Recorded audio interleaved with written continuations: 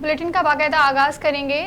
نگراں وزیر اعظم انور کاکڑ نے کہا ہے پاکستان مخالف دہشت گردوں کے خلاف افغان حکومت نے کوئی ٹھوس اقدامات نہیں کیے۔ نگراں وزیر اعظم نے اسلام آباد میں نیوز کانفرنس کرتے ہوئے کہا کہ پاکستان نے دہشت گرد کارروائیوں سے متعلق معلومات افغان حکومت کو فراہم کی۔ انہوں نے کہا کہ گزشتہ 2 سال میں افغان سرزمین سے دہشت گرد کارروائیوں میں اضافہ ہوا اور سرحد پار دہشت گردی کی وجہ سے 2000 سے زائد پاکستانی شہید ہوئے۔ افغان حکومت سے مطالبہ کرتے ہیں اپنے ملک سے بھی غیر قانونی مقیم پاکستانیوں کو ہمارے حوالے کرے۔ انوار اللہ کاکڑ نے کہا کہ پاک افغان تعلقات مشترکہ مذہب، تاریخ، ثقافت، بھائی چارے پر مبنی ہیں۔ پاکستان نے لاکھوں افغان مہاجرین کی 4 دہائیوں تک میزبانی کی۔ گزشتہ 40 برس سے افغان بھائیوں کا ساتھ نبھایا۔ ہم افغان ٹرانزٹ ٹریڈ کو جاری رکھیں گے۔ نگراں وزیر اعظم نے کہا تمام غیر ملکی خاندانوں کو عزت کے ساتھ واپس جانے کا موقع فراہم کیے۔ ہم توقع کرتے ہیں افغان حکومت بھی واپس جانے والوں کے لیے ایسے اقدامات کرے گی۔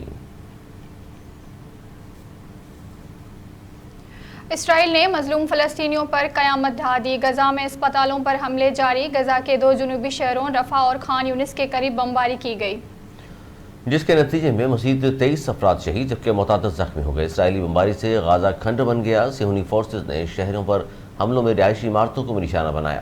اسرائیلی فوج نے نصر میڈیکل کمپلیکس پر بم برسا دیے۔ القدس اور کمال عدوان ہسپتال کے نزدیک بھی بمباری کی گئی جبکہ بچوں کے التنسی ہسپتال کو بھی خالی کرنے کی دھمکی دی گئی ہے۔ اسرائیلی فضائیہ نے الشاطئی کیمپ پر بھی 2 مکانوں پر بم گرا دیے۔ اس حملے میں متعدد شہریوں کو اموات کا خدشہ ہے۔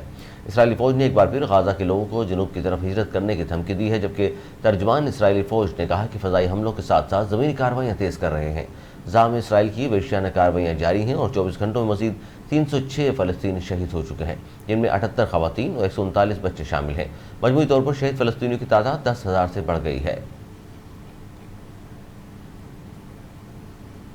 مسلم لیگ نون کے قائد نواز شریف نے کہا ہے کہ شہباز شریف کو اس وقت ذمہ داری ملی جب ملک عملاً دیوالیہ ہو چکا تھا۔ مہنگائی کس کے دور میں ہوئی؟ بجلی مہنگی کس نے کی؟ سب سے زیادہ قرض کس کے دور میں لیا گیا؟ یہ سب ہم نے تو نہیں کیا۔ نون لیگ کے قائد نواز شریف نے کہا کہ معاشی ترقی کے لیے ڈبل سپیڈ سے کام کرنا ہوگا۔ ایم کیو ایم سے اشتراک ملک و قوم کو مسائل سے نکالنے کے لیے مثبت پیش رفت ہے۔ ہر علاقے کی ترقی ہماری ترجیح رہی ہے، کبھی امتیاز برتا نہ برتیں گے۔ نواز شریف نے کہا کہ سندھ، بلوچستان، خیبر پختونخوا، پنجاب، آزاد کشمیر اور گلگت بلتستان کی یکساں ترقی چاہتے ہیں۔ انہوں نے کہا کہ ہم نے IMF کو خدا حافظ کہہ دیا تھا۔ ہمارے دور میں روٹی 4 روپے کی تھی، وہ اس وقت 30 روپے کی ہو گئی ہے۔ ترکول جیسے منصوبے غربت مٹا سکتے ہیں۔ معاشی ترقی کے لیے زراعت، صنعت، IT کو فروغ دینا ہے۔ اسموگ نے لاہور کو دنیا کا آلودہ ترین شہر بنا دیا۔ پنجاب حکومت نے اسموگ کی شدت کے پیش نظر لاہور ڈویژن سمیت مخصوص اضلاع میں 4 روز کے لیے ماحولیاتی اور ہیلتھ ایمرجنسی نافذ کر دی۔ رپورٹس کے مطابق پابندیوں کا اطلاق 9 سے اتوار 12 نومبر تک ہوگا۔ گجرانوالہ، حافظ آباد، ناروال، قصور، شیخوپورہ، ننکانہ صاحب اور سیالکوٹ میں بھی دفعہ 144 نافذ رہے گی۔ اس دوران تعلیمی ادارے، سرکاری نجی دفاتر، سینما، پارکس اور ریسٹورنٹس بند رہیں گے جبکہ مارکیٹ ہفتے کو بند رہیں گی۔ بیکریاں اور میڈیکل سٹور کھلیں گے، بسیں اور ویگنیں چلتی رہیں گی۔ امریکہ کا پاکستانی سیکیورٹی فورسز اور تنصیبات پر حملوں پر اظہار افسوس۔ امریکی محکمہ خارجہ کے نائب ترجمان ویدانت پٹیل نے کہا ہے کہ ہم کسی بھی ملک میں کسی ایک پارٹی یا حکومت کو دوسری پر ترجیح نہیں دیتے۔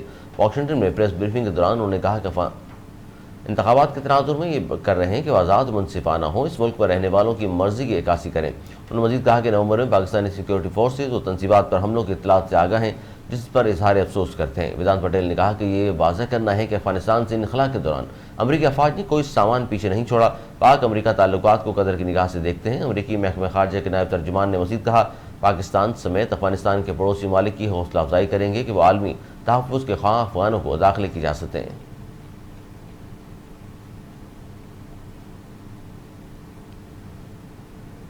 ICC کرکٹ ورلڈ کپ پہ 39ویں میچ میں گیلن میکس ویل نے ناقابل شکست ڈبل سنچری بنا کر افغانستان کے منہ سے جیت چھین لی۔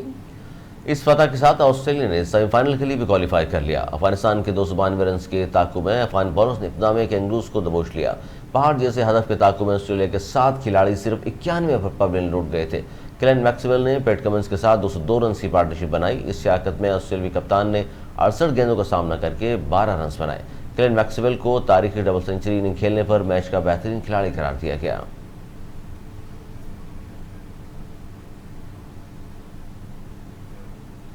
نیوز اسٹوڈیو سے فی الحال اتنا ہی۔ مزید نیوز اپڈیٹس کے لیے دیکھتے رہیے اردو نیوز نیٹ ورک۔